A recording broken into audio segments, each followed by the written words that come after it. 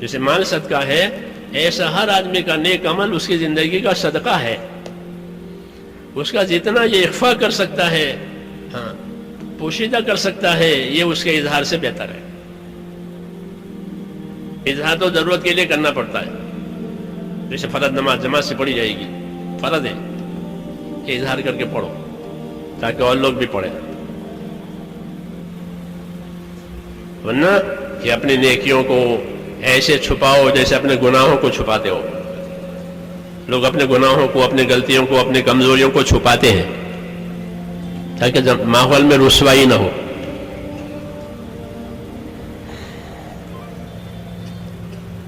تو یہ کام سے شوق پورا کرنے کا نہیں ہے، یہ تو ذمہ داری پورا کرنے کا کام ہے. اور ذمہ داری بھی امانت داری سے، ذمہ داری پورا کرنے کا کام ہے. اور ذمہ داری کیسے پوری جائے گی؟ پوری امانت داری سے. جب ذمہ داریوں کو امانت داری سے پورا کیا جائے گا تو یہ اللہ سے قریب ہو جائیں گے. ان کی خدمت، ان کی اطاعت، ان کی قربانی وزندار ہو جائے گی. کیوں کہ اپنی ذمہ داری کو پوری امانت داری سے ادا کیا ہے. رسول صلی اللہ علیہ وسلم نے ایک سفر کیا،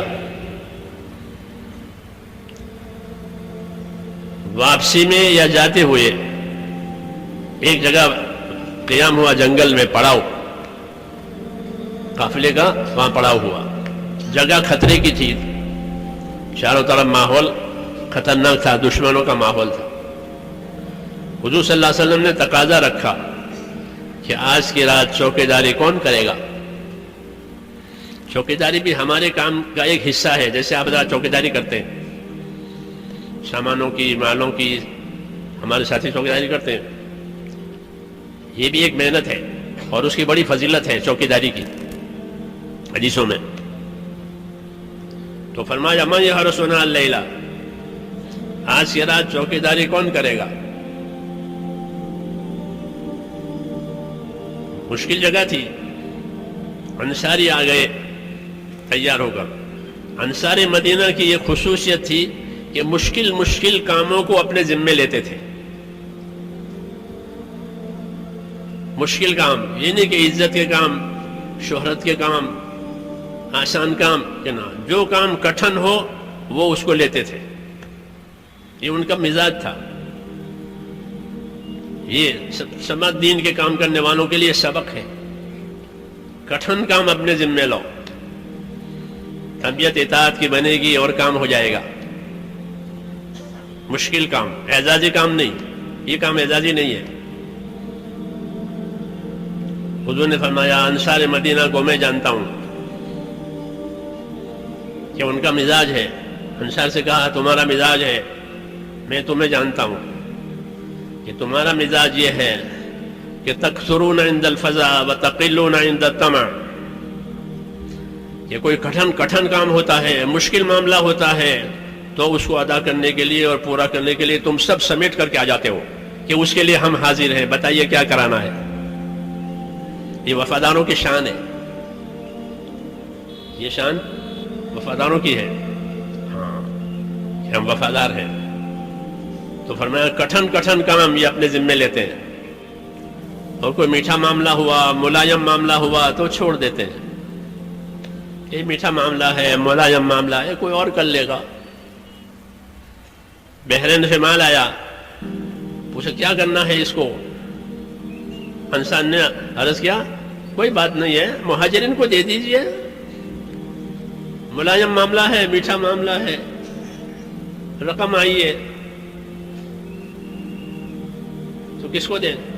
مہاجرین کو دے دیں. اور خندق کھودنی ہے تو کہ اس کے لیے ہم ہیں.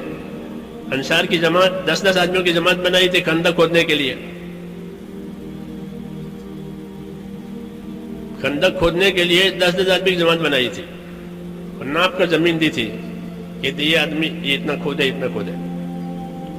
جو انصار کی جماعت کھودتی تھی، جو اپنے حصے کی جماعت وہ پورا کر چکی اور کھود لیا، تو اب کہ چلو کون سی جماعت ہے جن کا کام بھی پورا نہیں ہوا ہے ان کی مدد کریں گے، ان کا ہاتھ بٹائیں گے.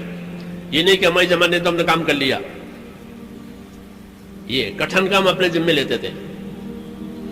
یہ سبق دیا ہے دین کی نصرت کرنے والوں کو کہ اعزازی کاموں میں آگے رہیں اور مشکل کاموں میں پیچھے ہو جائیں کہ اس سے دین کو ترقی نہیں ہوگی اور ان کی تربیت بھی نہیں ہوگی. دونوں باتیں نہیں ہوگی کہ ان کی ترقی بھی نہیں ہوگی اور تربیت بھی نہیں ہوگی. کیوں کہ سہولت سے کرتے ہیں, سہولت دیکھتے ہیں, سہولتیں کریں کہ ایسا نہیں, عزیمت سے کریں پھر اللہ کی مدد آئے گی. تو وہ میرا قصہ کہ حضور نے فرمایا آج کی رات چوکیداری کون کرے گا؟ تو انصاری آ گئے کہ جی میں کروں گا چوکیداری. فرمایا اچھی بات ہے, تم سوار ہو کر آؤ میرے پاس. تو پھر گھوڑے پر سوار ہو کر پھر حاضر ہوئے.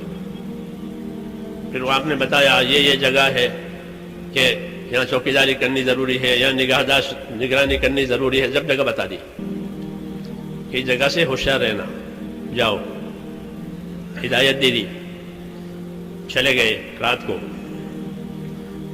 گزر گئی. صبح کی نماز کا وقت آیا تو جناب رسول اللہ صلی اللہ علیہ وسلم لوگوں کو نماز پڑھانے کے لیے تشریف لائے. آپ نے لوگوں سے پوچھا تمہارے سوار کا کیا حال ہے, کوئی خبر ہے؟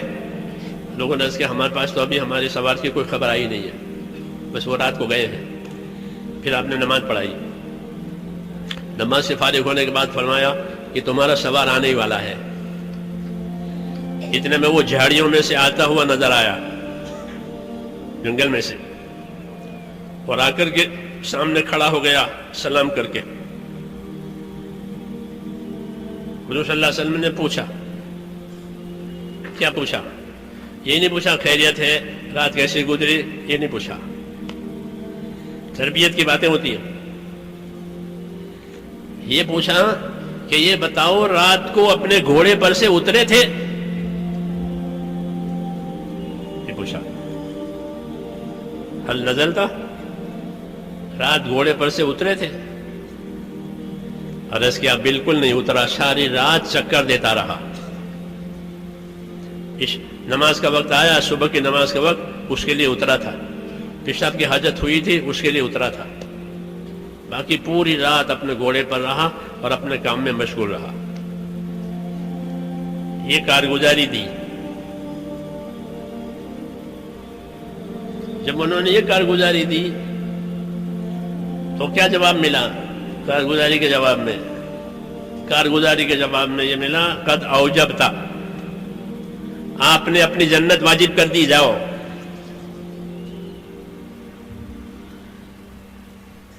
یہ مثال میں نے اس لیے عرض کی ہے کہ اپنے کام کو, ذمہ داری کو امانت داری سے کرنا.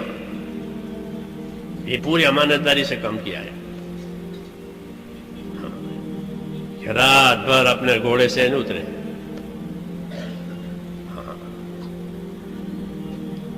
یہ عظمت کہلاتی ہے.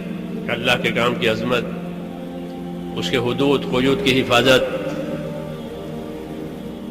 اس لیے ایک ہی رات میں اتنا انعام مل گیا کہ آپ نے اپنی جنت واجب کر لی. یہ سبق ہوتے ہیں ہمارے اللہ کے کام کو کہ پوری امانت داری کے ساتھ, پوری ذمہ داری کے ساتھ کیا جائے گا. کوئی دیکھے نہ دیکھے, کوئی پوچھے نہ پوچھے. کہ اللہ تعالیٰ بندوں کے اعمال کو خود دیکھنے والے ہیں. قل اعملوا فسيرى الله عملكم, کام کرو اللہ تمہارے کام کو دیکھے گا. حساب کتاب اللہ کے ہاتھ میں ہے. اس لیے اللہ تعالیٰ کا دین, کہ اللہ تعالیٰ کا دین امانت ہے. ایمان دیا ہے تاکہ اس امانت کو ایمانداری سے ادا کریں. اس لیے اللہ نے ہم کو ایمان کی دولت دی ہے کہ ایمان ہی ایسی چیز ہے جو امانت داری سے کام کرواوے. ایمان ہی ایسی چیز ہے جو اللہ سے ڈرا کے کام کرواوے. ایمان ہی ایسی چیز ہے کہ کسی کے بھلے برے کہنے کی پرواہ نہ کرے. کہ کوئی کچھ بھی کہے, یہ کوئی بات نہیں. میں تو اللہ کا کام کرنا ہے, اللہ کے دین